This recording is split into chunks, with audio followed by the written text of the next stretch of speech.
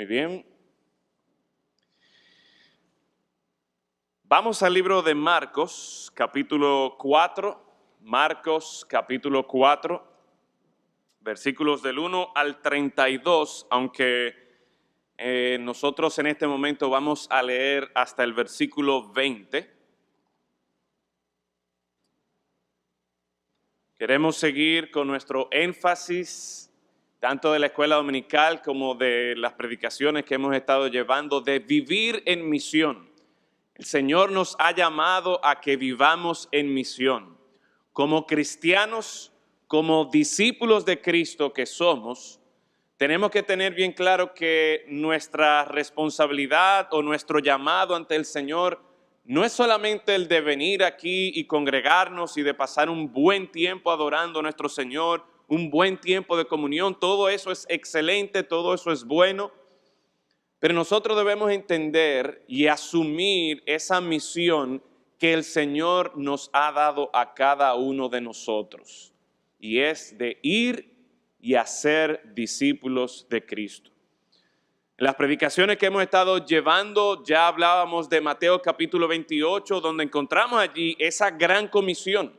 Hablamos también acerca de lo que es ser un discípulo de Cristo y el estar dispuesto a negarse a uno mismo, tomar su cruz cada día y seguir a Jesús. Y es esa determinación donde día tras día nosotros como creyentes y discípulos, entendiendo que nunca nos graduamos de discípulos de Cristo, día tras día nosotros nos levantamos con la decisión, con la determinación de seguir a Jesús y de cumplir con su voluntad.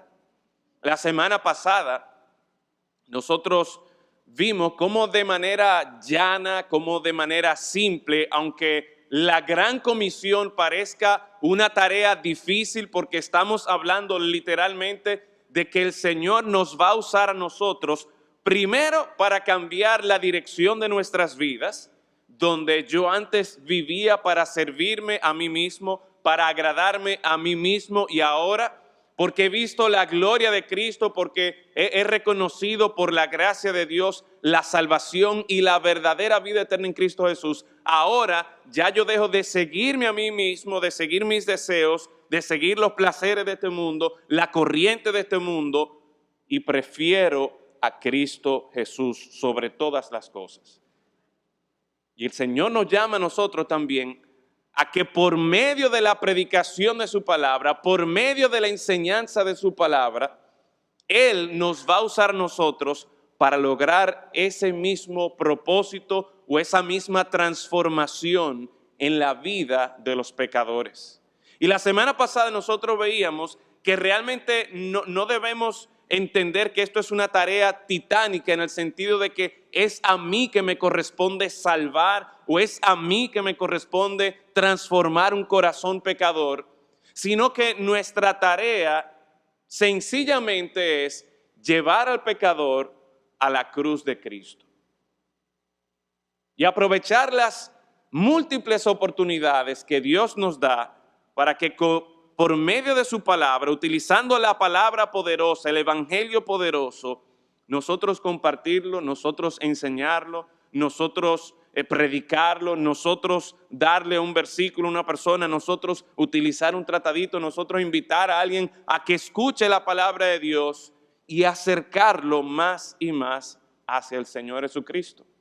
Como esos paralíticos, como esos amigos, los 4 amigos del paralítico, que escucharon que el Señor Jesucristo estaba en la ciudad allí, y a pesar de todos los obstáculos, ellos entendían de que si lograban llevar al paralítico a Cristo, que él podría ser sano.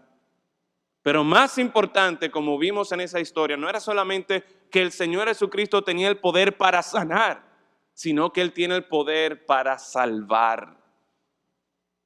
Así que en la medida que nosotros acercamos a los pecadores a Cristo, en esa medida el Señor puede usarnos a nosotros y va a usar su palabra para hacer su obra de transformación.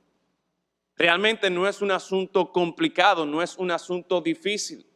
Es que nosotros seamos fieles, es que nosotros estemos alerta continuamente a las oportunidades que el Señor nos da para cumplir con esa misión.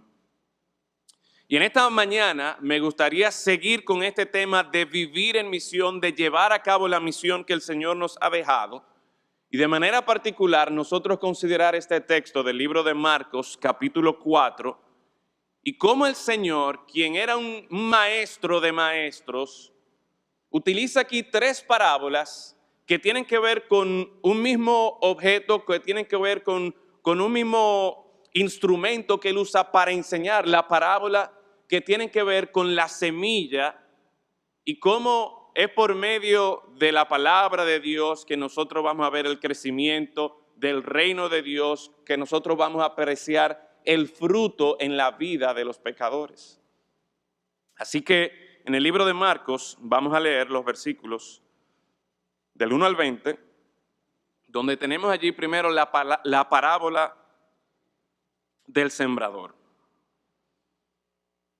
Marcos capítulo 4, versículos del 1 al 20, dice allí la palabra de Dios. Otra vez comenzó Jesús a enseñar junto al mar y se reunió alrededor de él mucha gente, tanto que entrando en una barca se sentó en ella en el mar y toda la gente estaba en tierra junto al mar. Y les enseñaba por parábolas muchas cosas. Y les decía en su doctrina: oíd, he aquí el sembrador salió a sembrar. Y al sembrar, aconteció que una parte cayó junto al camino y vinieron las aves del cielo y la comieron. Otra parte cayó en pedregales donde no tenía mucha tierra y brotó pronto porque no tenía profundidad de tierra. Pero salido el sol se quemó y porque no tenía raíz se secó. Otra parte cayó entre espinos y los espinos crecieron y la ahogaron y no dio fruto. Pero otra parte cayó en buena tierra y dio fruto, pues brotó y creció y produjo a 30, 60 y a 100 por uno. Entonces les dijo: el que tiene oídos para oír, oiga.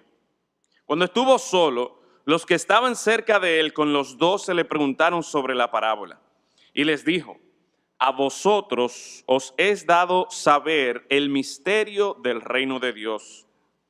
Mas a los que están fuera por parábolas todas las cosas, para que viendo vean y no perciban, y oyendo oigan y no entiendan, para que no se conviertan y les sean perdonados los pecados. Y les dijo: ¿no sabéis esta parábola? ¿Cómo pues entenderéis todas las parábolas? A partir del versículo 14, entonces el Señor Jesucristo empieza a explicar la parábola. Y dice lo siguiente: el sembrador es el que siembra la palabra. Y estos son los que de junto al camino en quienes se siembra la palabra, pero después que la oyen, enseguida viene Satanás y quita la palabra que se sembró en sus corazones. Estos son asimismo los que fueron sembrados en pedregales, los que cuando han oído la palabra, al momento la reciben con gozo, pero no tienen raíz en sí, sino que son de corta duración, porque cuando viene la tribulación o la persecución por causa de la palabra, luego tropiezan. Estos son los que fueron sembrados entre espinos, los que oyen la palabra, pero los afanes de este siglo y el engaño de las riquezas y las codicias de otras cosas entran y ahogan la palabra y se hace infructuosa. Y estos son los que fueron sembrados en buena tierra, los que oyen la palabra y la reciben y dan fruto a 30, a 60 y a 100 por uno. El Señor bendiga la lectura de su palabra. Vamos a orar. Buen Dios, en esta mañana nosotros hemos cantado de tu fidelidad, hemos cantado de tu amor, hemos cantado, Señor, de tu sacrificio en la cruz y cómo Cristo estuvo dispuesto a entregar su vida porque nos amó. Y Señor, en esta mañana nosotros te alabamos, bendecimos tu nombre por tan gran manifestación de amor para con nosotros. Y ahora, Padre, que abrimos tu palabra y seguimos estudiando el llamado que nos hace a compartir con otros acerca del amor de Cristo, rogamos que nosotros también podamos ser hacedores de tu palabra. Que, Señor, nosotros quedemos impresionados, maravillados con el poder del Evangelio, con la gloria de nuestro Señor y Salvador Jesucristo, esa misma gloria que resplandeció en nuestros corazones para que los placeres de este mundo quedaran opacados y la gloria de Cristo, la salvación de Cristo resplandeciera en nuestros corazones. Señor, oramos para que esa palabra que fue predicada, que fue implantada en nuestros corazones, realmente dé el fruto y siga creciendo y siga llevando fruto y que nosotros podamos seguir haciendo discípulos de Cristo. Para que esa palabra también sea sembrada en los corazones de otras personas que necesitan la vida que viene por el Evangelio. Así que oramos, Señor, para que en este momento nos ayudes a entender tu palabra, a entender tu misión, que nosotros podamos apreciar los recursos que nos has dado y las promesas que nos das, para que entendamos que realmente tu palabra es poderosa para salvación y que tu reino va a prevalecer. En Cristo Jesús lo rogamos. Amén.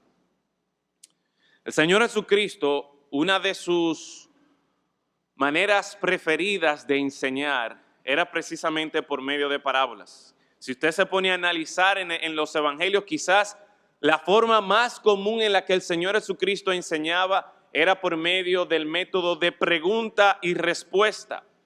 Al Señor Jesucristo le encantaba que cuando la gente venía donde Él a hacerle alguna pregunta, Él no le daba la respuesta inmediatamente, sino que Él le hacía una pregunta para responder esa pregunta que ellos habían hecho.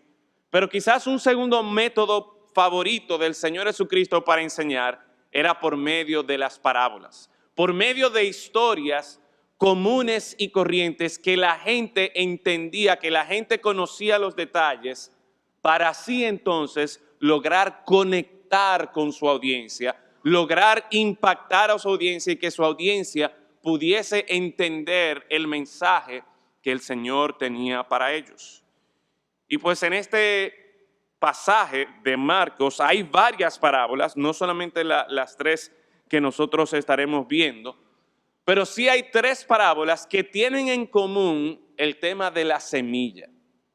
Y en esta primera parábola, el Señor Jesucristo va rápidamente a explicar en qué consiste esto del que el sembrador salió a sembrar y presenta allí los distintos terrenos. Y la idea aquí es que por medio de esta parábola el Señor Jesucristo está presentando por lo menos tres personajes. Por un lado el sembrador, por otro lado el terreno y por otro lado la semilla, aunque no es un personaje como tal, pero sí es un elemento esencial en esta parábola. En el versículo 14, a partir del versículo 14, el Señor Jesucristo empieza a explicar en qué consiste esta parábola del sembrador. Es interesante que en el libro de Lucas, cuando se relata esta misma parábola, el Señor Jesucristo, en vez de iniciar diciendo que o identificando al sembrador, que es el que siembra la palabra, allí en el pasaje de Lucas, el pasaje paralelo a este, el Señor Jesucristo lo que hace es que identifica la semilla con la palabra de Dios, la palabra del reino de Dios. Y rápidamente entonces nosotros podemos apreciar en este texto algo que hemos venido diciendo a lo largo de todos estos mensajes que tienen que ver con nosotros cumplir, con nosotros llevar a cabo la misión a la que el Señor nos ha dado. Y es que algo imprescindible para nosotros llevar a cabo la misión es la palabra de Dios. Tanto de parte del predicador, que aquí el Señor Jesucristo lo presenta como el sembrador, aquel que siembra la palabra, aquel que enseña la palabra, aquel que está proclamando la palabra de Dios, como también de parte del terreno, en otras palabras, aquellos que están escuchando. Si hay alguna expectativa de salvación, si hay alguna esperanza de redención, tanto para el predicador como para el que está escuchando, la palabra de Dios es esencial. No hay sustituto para el mensaje de salvación, no hay sustituto para nosotros llevar a cabo la gran comisión. Sí hay muchos métodos, sí hay muchos, para utilizar un término que conocemos por la escuela dominical del año pasado, sí hay muchos enrejados que podemos utilizar, pero es con el propósito de llevar la palabra de Dios. Ayer aquí en nuestra iglesia, en la tarde hubo un tiempo de actividad de jóvenes, de competencia de voleibol, de distintas iglesias, y eso está bien, es bueno que haya ese tipo de comunión, que haya un buen desarrollo de amistad entre creyentes, pero no era solamente para pasarla bien en el sentido de que vamos a jugar, vamos a ejercitarnos, sino que había un propósito de llevar el mensaje de la palabra de Dios.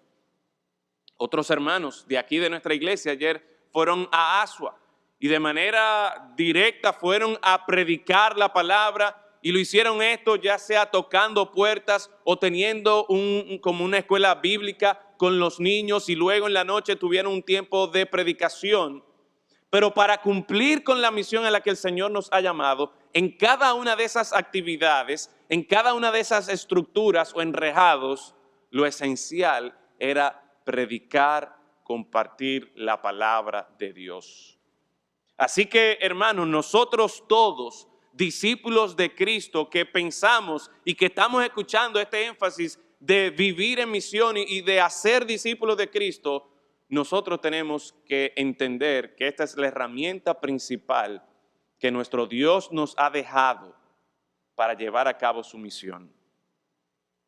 Nosotros podemos tener muchas experiencias que sean edificantes, muchas experiencias buenas, y podemos compartir esas experiencias, pero nunca a expensas de nosotros llevar el poderoso evangelio de nuestro Señor Jesucristo. Es en la palabra de Dios que hay salvación, y es por eso que en esta primera parábola que el Señor está compartiendo aquí en este capítulo 4, hay un énfasis en que los discípulos, los seguidores de Cristo, y aun aquellos que estaban escuchando, entendieran que mira, si va a haber frutos, si va a haber cosecha aquí, se necesita la semilla. ¿Y la semilla cuál es?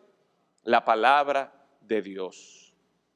Así que, hermanos, nosotros tenemos que ser gente de la palabra. Tenemos que conocer la palabra de Dios, para que cada vez que tengamos oportunidad, ya sea con nuestra familia, ya sea con nuestro compañero de clase, nuestro compañero de trabajo, cada vez que el Señor nos dé una oportunidad de sembrar la semilla, de tirar la semilla, nosotros sepamos qué es lo que vamos a hablar. Nosotros tengamos quizás un tratadito a mano que poder compartir, pero siempre entendiendo que debemos llevar a la gente a la palabra de Dios. Quizás aquí hay alguna persona que nos está visitando y todavía no es creyente, todavía no es discípulo de Cristo. Mire, yo puedo pararme aquí y contarle muchísimas historias, y quizás ustedes se aburran con mis historias, o quizás a ustedes les guste escuchar mis historias, pero mis historias no tienen poder para salvarle. Mis historias no pueden brindarle a usted esperanza en medio del dolor y del sufrimiento por el cual usted está atravesando por causa del pecado. Así que lo que sí podemos hacer y lo que sí hace aquí el Señor Jesucristo es que Él usa historias comunes y corrientes, pero es para llevar la palabra, es para llevar el mensaje del reino de Dios. Y es interesante aquí, entonces, como el sembrador lo que va a estar llevando es la palabra de Dios. El terreno, si va a ser fructífero, antes de considerar los distintos terrenos, y no vamos a pasar mucho tiempo identificando y hablando de los terrenos, porque quiero enfocarme en lo principal de esta primera parábola, que es la semilla y cómo es la palabra de Dios. Antes de pensar en terreno, nosotros tenemos que asegurarnos de que lo que estamos predicando o lo que estamos escuchando es la palabra de Dios. Nosotros como creyentes, como discípulos de Cristo, hermano, entonces no se supone que nos quedemos con la semilla, porque definitivamente así no habrá fruto. Y precisamente de eso hablábamos la semana pasada. A veces pensamos, óyeme, esta tarea es complicada, de yo tener que ponerme a hablar o de que yo tener que preparar una lección o preparar un mensaje, pero no es eso. Lo importante aquí es la palabra de Dios y que nosotros seamos fieles en llevar la palabra de Dios. Lo que da fruto es la palabra. Y si somos gente de la palabra, si somos creyentes que estamos creciendo en la palabra de Dios, nosotros podemos compartir la palabra de Dios con las personas que el Señor ha colocado en nuestras vidas. Así que si queremos cumplir con la misión, lo primero es que tenemos que entender que yo sentado en mi casa o yo sentado aquí en estas sillas cómodas de la iglesia, así yo no voy a dar fruto. Yo tengo que compartir, yo tengo que sembrar la palabra de Dios. En los versículos del 21 al 25, el Señor Jesucristo da una advertencia a aquellas personas que están escuchando la palabra de Dios. Oiga lo que dice, también les dijo, ¿acaso se trae la luz para ponerla debajo del almud o debajo de la cama? ¿No es para ponerla en el candelero? Y está hablando acerca de la luz. Esto no es tanto el simbolismo de la semilla, pero sí está hablando aquí de la palabra de Dios como luz, porque no hay nada oculto que no haya de ser manifiesto, ni escondido que no haya de salir a luz. Versículo 23, y es una frase que repite, si alguno tiene oídos para oír, oiga, porque con la medida con que medís, os será medido, y aún os se añadirá a vosotros los que oís. Porque al que tiene se le dará, y al que no tiene, aún lo que tiene se le quitará. Y hay algo importante aquí que nosotros debemos tener en cuenta, y es esta advertencia que el Señor está dando. Por un lado, los creyentes, los discípulos de Cristo, debemos estar anunciando la palabra de Dios, debemos estar proclamando la palabra de Dios. Pero como dije ahorita, quizás aquí hay personas que todavía no son creyentes. Bueno, el Señor le está dando a usted la oportunidad en esta mañana de escuchar la palabra de Dios. Y más que la oportunidad, aquí en estos versículos le está dando una advertencia. Miren, si ustedes están escuchando, más les vale que oigan, presten atención a lo que están escuchando aquí. Sin lugar a dudas, hay un aspecto sobrenatural, espiritual, en todo esto de la salvación. Y es por eso que, por ejemplo, el apóstol Pablo se refiere a la palabra de Dios en Romanos capítulo 1, versículo 16, como el poder de Dios para salvación a todo aquel que hace ¿qué? Que cree. El evangelio es poder de Dios para salvación a todo aquel que cree. Y para creer hay que escuchar la palabra de Dios. Para creer, para poder recibir esa salvación del poderoso evangelio de Cristo Jesús, de este mensaje de esperanza, hay que escuchar.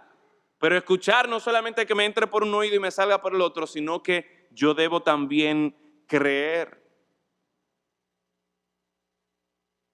En los mismos evangelios nosotros vemos personas que le piden al Señor, Señor, ayúdame a creer, ayuda a mi incredulidad. Y quizás usted es una persona que tiene tiempo escuchando el evangelio y viene fielmente aquí los domingos o los miércoles, o en su familia hay gente que le está predicando la palabra continuamente y usted dice, óyeme, pero es que yo escucho, pero como que no me sabe a nada, o como que no entiendo. Bueno, pues en la palabra de Dios nos presenta a nosotros que es la palabra que trae salvación. Y si usted quiere disfrutar de esa salvación, necesita creer, necesita escuchar. Y ciertamente hay un aspecto sobrenatural y para creer, para aceptar el mensaje del evangelio, el Espíritu Santo de Dios tiene que obrar en usted. Así que pídale al Señor en esta mañana, Señor, ayúdame en mi incredulidad. Pídele a Dios, como dice también el apóstol Pablo en 1 Corintios, pídele a Dios que de las tinieblas en las que tú vives, que Él haga resplandecer la luz, que resplandezca en tu corazón para iluminación del conocimiento de la gloria de Dios en la faz de Jesucristo. La idea es entonces que si nosotros vamos a llevar a cabo esta misión, para que esta misión se cumpla, debemos predicar, debemos sembrar, debemos llevar la palabra de Dios. Y la advertencia que este pasaje nos presenta es que para aquellos que escuchan, más que ahora ponernos a considerar qué terreno tú eres, no, el punto aquí de este texto es, mira, hay una advertencia. Si tú estás escuchando y como que no te pasa nada, bueno, ora al Señor para que Él te ayude a entender su palabra. Ora a Dios para que Él te permita ver la gloria del Señor Jesucristo por medio del Evangelio. Pero en segundo lugar, vemos en esta mañana, en este capítulo 4 de Marcos, que como la semilla, el discípulo de Cristo no solamente debe predicar o debe sembrar esa semilla que es la palabra de Dios, sino que como con la semilla el discípulo de Cristo debe esperar en Dios para que la palabra dé su fruto a su tiempo.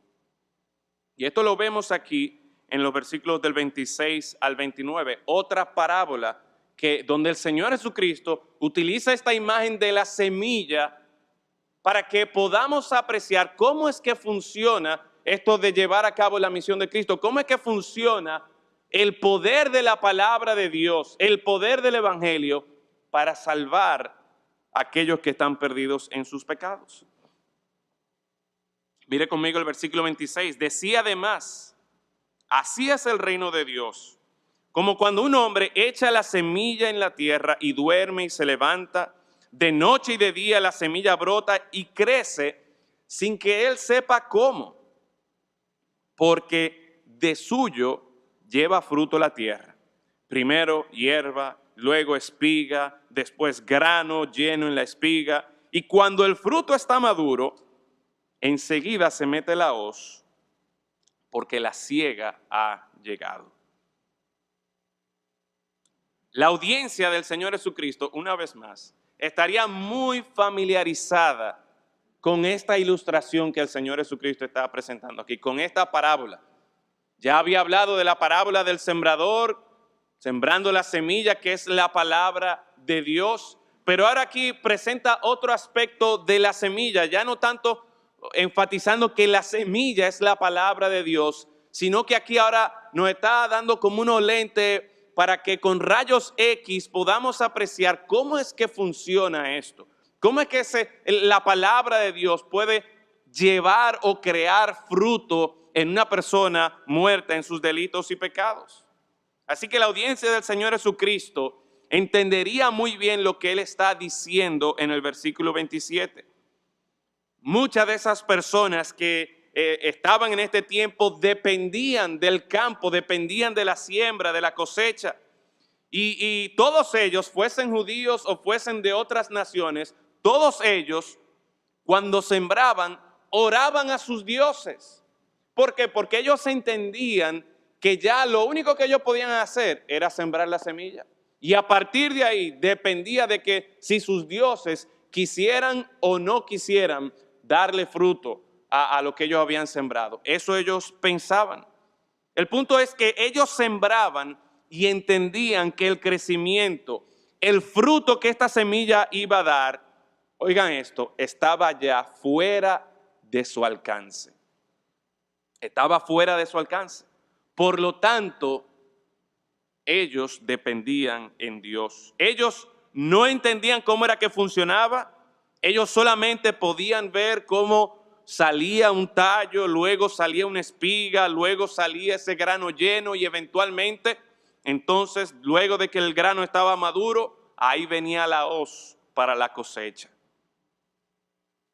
Y yo creo, hermanos, que aunque la mayoría de nosotros no estamos día tras día en el campo sembrando y no dependemos directamente de la siembra, yo creo que la mayoría de nosotros podemos apreciar esta ilustración y lo que quiere enseñarnos.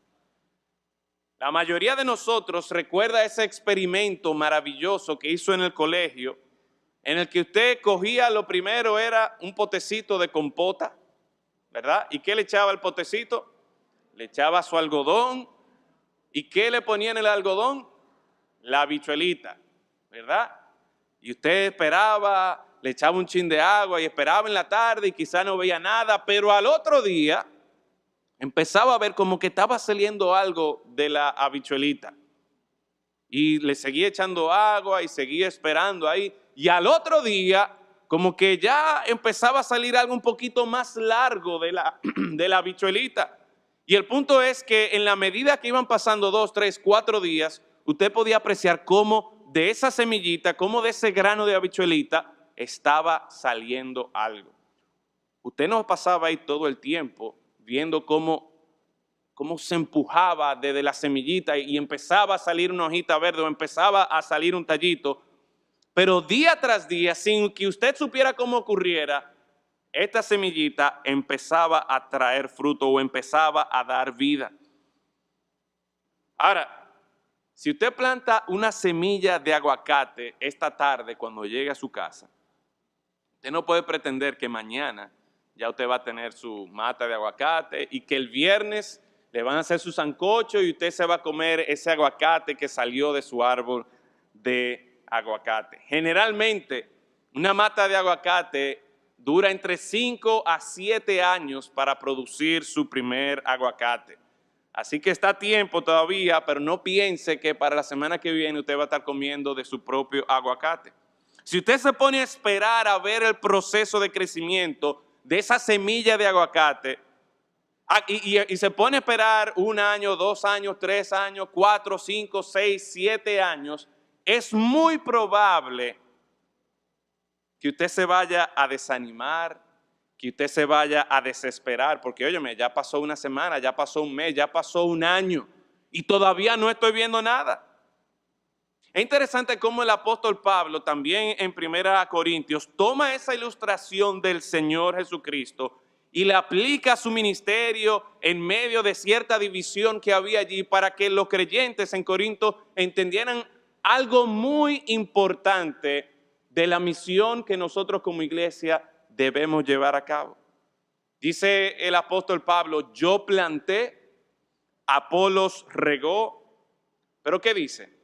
El crecimiento lo ha dado Dios.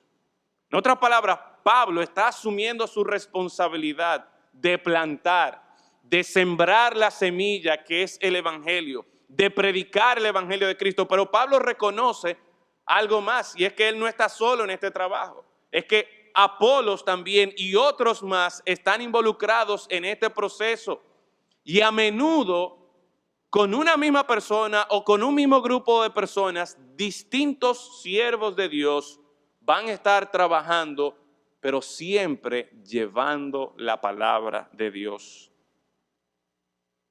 Y al igual que Pablo y Apolos y los corintios debían entender que Dios es el que da el crecimiento, nosotros también tenemos que tener presente que es que yo no puedo forzar el crecimiento.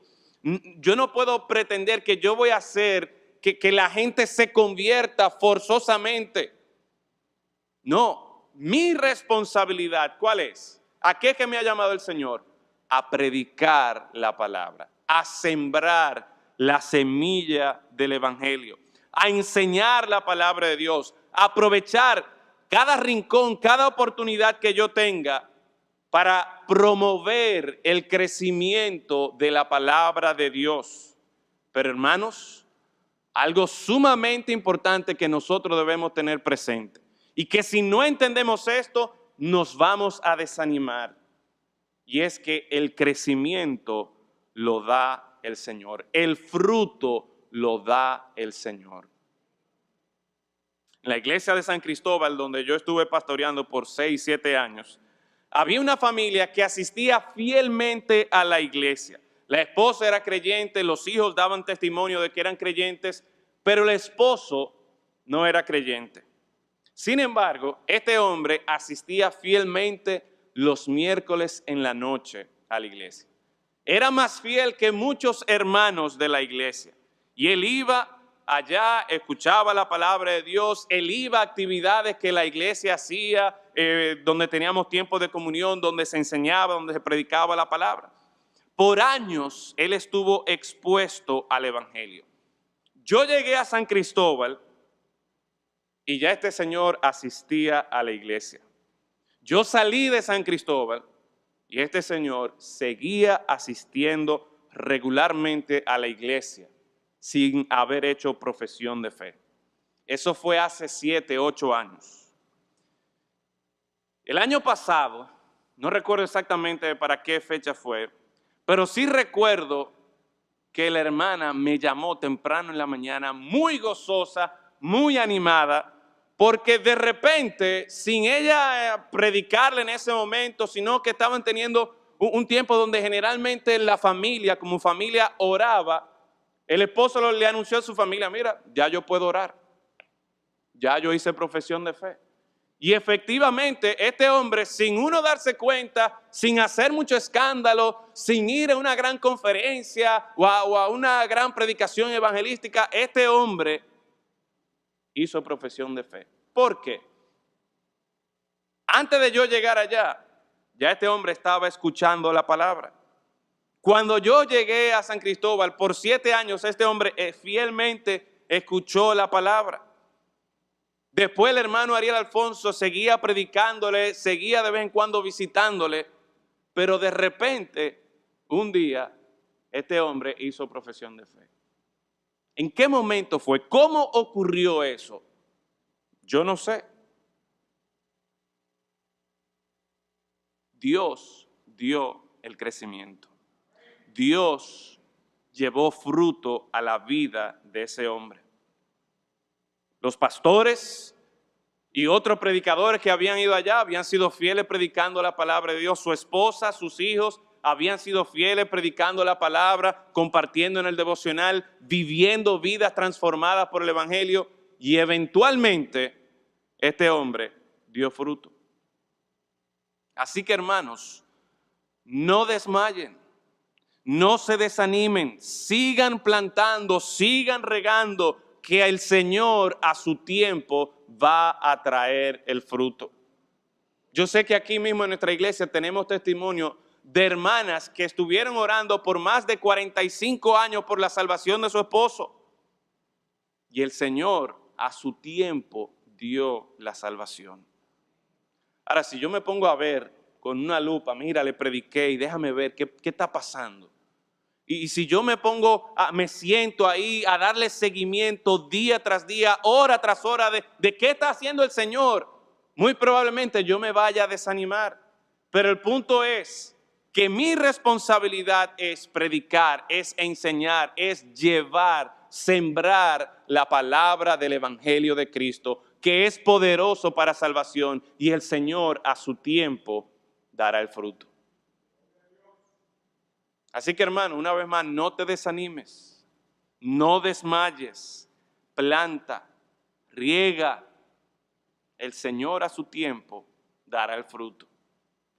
Por último, vemos también este texto de Marcos capítulo 4, en los versículos del 30 al 32, como de la semilla, y de manera particular aquí el Señor Jesucristo está hablando de la semilla de mostaza, como de esta semilla nosotros como discípulos de Cristo debemos confiar en el crecimiento sorprendente del reino de Dios.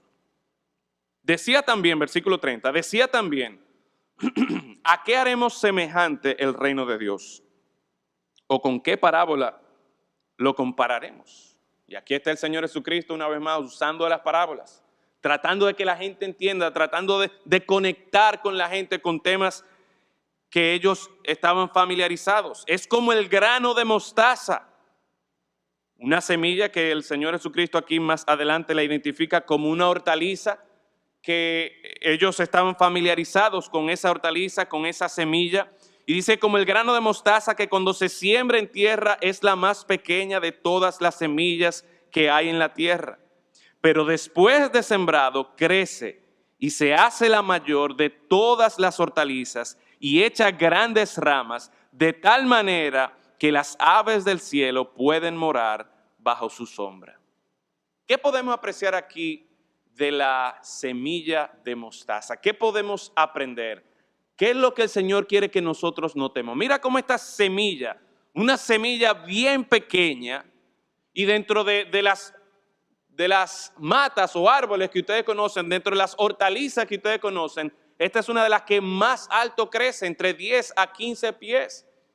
Y como de esta semillita que parecería ser insignificante, que parecería que no produce nada, que parecería que de ahí no puede salir nada, vienen aves del cielo y descansan allí bajo la sombra de las ramas de esta mata de mostaza.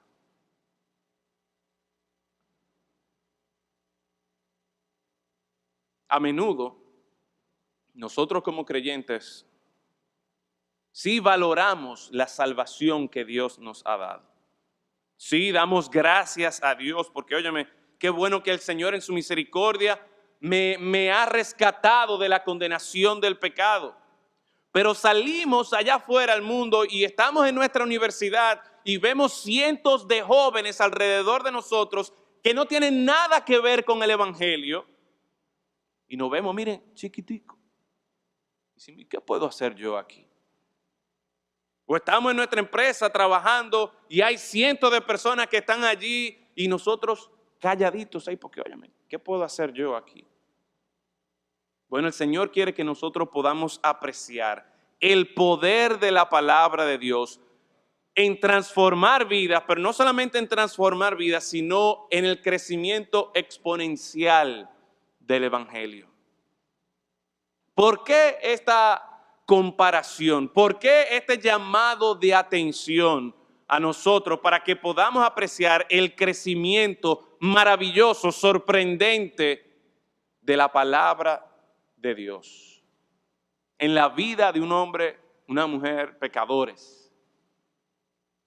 Bueno, una vez más es porque nosotros tenemos esa tendencia a que no, yo soy de un grupito y la gente se puede burlar de mí o realmente yo no soy la gran cosa.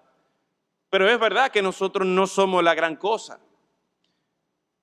Pero no es porque nosotros seamos una gran cosa que el Evangelio va a crecer o que el reino de Dios es impresionante. No, el reino de Dios, ¿a qué haremos semejante el reino de Dios? El reino de Dios es impresionante porque el rey de este reino es maravilloso, es glorioso, trae vida, trae paz. Nuestra esperanza está en la justicia que Él promete traer. Así que no pensemos o no nos limitemos a lo que yo puedo ver, no, pensemos en la gloria de nuestro rey. En el año 1999, la revista Time, usted conoce esa revista Time, ¿verdad? Que todos los años publica la persona del año.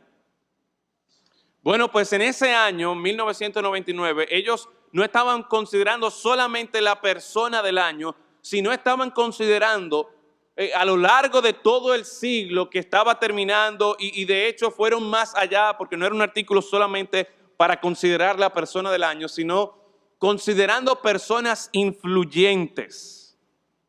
Y esta revista, una revista secular, tenía un artículo que hasta donde tengo entendido el autor de ese artículo no era necesariamente creyente, pero él llegó a la conclusión de que ciertamente cuando uno mira la historia de la humanidad y uno mira atrás los últimos 2 milenios, la lista de personas poderosas e influyentes que uno pudiera encontrar es sorprendente. Uno encontraría a Mahoma, o uno encontraría a Marx, o a Gandhi, o quizá por otro lado a Hitler, o Roosevelt, o Stalin, o Mao. Y un sinnúmero de personas que de una manera u otra ejercieron con gran poder influencia sobre una gran parte de la humanidad. Sin embargo, luego de listar todos esos nombres, él llega a la siguiente conclusión: de que cuando uno mira los últimos 2 milenios, en toda la historia de la humanidad, no hay un hombre que haya influido más que Jesús de Nazaret. Su poder ha permanecido por todos estos siglos. El testimonio de una persona que, una vez más, yo no sé si es creyente, en una revista que definitivamente no tiene nada que ver con promover la gloria de Dios, con promover la gloria del reino de Dios, sino que ellos mismos reconocen el poder del rey de este reino, la influencia del Señor Jesucristo. Y a pesar de que haya estatuas, por ejemplo, el artículo seguía hablando de una estatua que hay de Stalin y cómo al año de él morir se levantó esa estatua que decía, aquí el líder más importante de toda la historia, el líder del nuevo mundo. Y sin embargo, unos años después su reputación sería pisoteada. Y años más tarde hay gente que ni siquiera sabe quién es Stalin. Sin embargo, la influencia y el poder del Señor Jesucristo permanece. ¿Por qué? Bueno, porque cuando vemos aquí lo que la palabra de Dios nos presenta, de que el evangelio de Dios, la palabra de Dios, el reino de Dios es como un grano de mostaza, que empezó con un hombre hace ya más de 2000 años, ahí en la tierra de Israel, que se juntó con 12 hombres y que les enseñó unas cosas allí. Y luego, como el libro de Hechos, uno sigue la historia y ve cómo se dice que estos hombres y los discípulos del Señor Jesucristo, no solamente los 12, sino los discípulos de los discípulos, se llega a decir que voltearon el mundo cabeza arriba, cabeza abajo. El punto es que transformaron el mundo. De forma tal que más de 2000 años después, todavía miles de personas, millones de personas están proclamando la salvación y la esperanza en Cristo Jesús. Así que cuando pensemos en la misión a la que el Señor nos ha llamado, hermanos, no pensemos que es una misión del pastor Pedro, del pastor Yadín o de la Iglesia Bautista Cristiana que ahora este año nos ha acogido con que vamos a ser discípulos. No. Nosotros somos una pequeña parte de una obra grandísima que Dios está haciendo. Y el Señor nos da el privilegio de ser parte, de llevar la palabra de Dios a hombres y mujeres que se están perdiendo en sus pecados. Hombres y mujeres que al escuchar el mensaje del evangelio, por primera vez están escuchando, óyeme, hay esperanza. Dios puede salvarme de mis pecados. Hombres y mujeres que el Señor les advierte, mira, si tú estás escuchando, más te vale que pongas atención. Más te vale que hagas algo al respecto. Y si tú estás aquí ahora en esta mañana, o estás viendo, o estás escuchando este mensaje, esta palabra, este evangelio de Dios es poderoso para salvación a aquel que cree. Y como decía hace un rato, si tú no crees, ora al Señor, ayúdame con mi incredulidad. Pídele a Dios, Señor, muéstrame la gloria de Cristo, que yo quede asombrado con el Salvador, para que yo deje atrás mi pecado y acuda a la cruz de Cristo.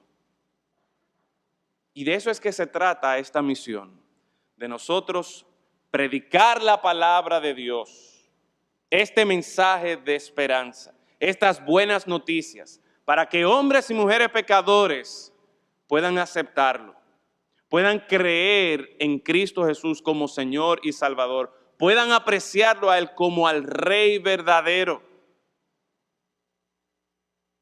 y puedan poner en Él su total confianza y esperanza.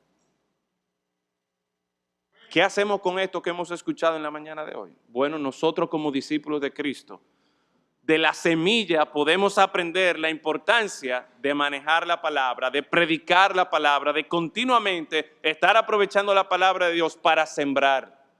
Podemos aprender que no depende de nosotros transformar, cambiar un corazón, sino que nuestra esperanza está en que Dios va a hacer la obra. Y porque Dios puede hacer la obra, porque Dios es poderoso, porque Dios es glorioso, entonces nosotros descansamos en que es Él que va a llevar el fruto. ¿Qué hacemos con esto? Bueno, nosotros confiamos de que no es que somos un grupito chiquitico y que estamos con ideas raras o extrañas, no, nosotros somos parte del reino de Dios. El único reino que va a prevalecer por siempre. Líderes vienen y se van, le levantan estatuas, la tumban, pero a Cristo, que fue levantado en la cruz y que luego fue sepultado en una tumba, la muerte y el pecado no pudieron retenerle. Él se levantó con poder. Él nos da la vida. Y es por eso que nosotros hoy día podemos apuntar a la gente hacia el Señor Jesucristo, porque en Él es que está la esperanza de vida eterna. Cumplamos, hermanos, con la misión a la que Él nos ha llamado. Y aquellos que en esta mañana todavía no conocen a Cristo, escuchen la palabra, escuchen el Evangelio, crean en la salvación que Dios les puede dar en Cristo Jesús. Padre, damos gracias por las cosas que podemos aprender en estas parábolas que nuestro Señor Jesucristo nos dejó, utilizando la semilla para que podamos aprender más acerca de esta misión. Ayúdanos, Señor, a que nosotros como Iglesia Bautista Cristiana, como discípulos de Cristo, conozcamos la palabra de Cristo, conozcamos el Evangelio de Cristo, de forma tal que aprovechemos las oportunidades para sembrar ese mensaje en los corazones de aquellos que tú nos das la oportunidad de predicar. Ayúdanos, Señor, a no desmayar, a no desanimarnos, sino entender que en tu tiempo tú vas a dar el fruto. Ayúdanos, Señor, a apreciar la gloria del reino de Cristo, su poder, su majestad, su alcance. Y que esto, Señor, esa gloria, esa grandeza, logre impactarnos a nosotros primero para darnos ánimo, para darnos esperanza, para seguir la misión, pero también que los pecadores puedan apreciar la grandeza, la majestad, la belleza de nuestro Rey y Salvador Jesucristo. Para honra y gloria suya lo pedimos, Señor. Amén.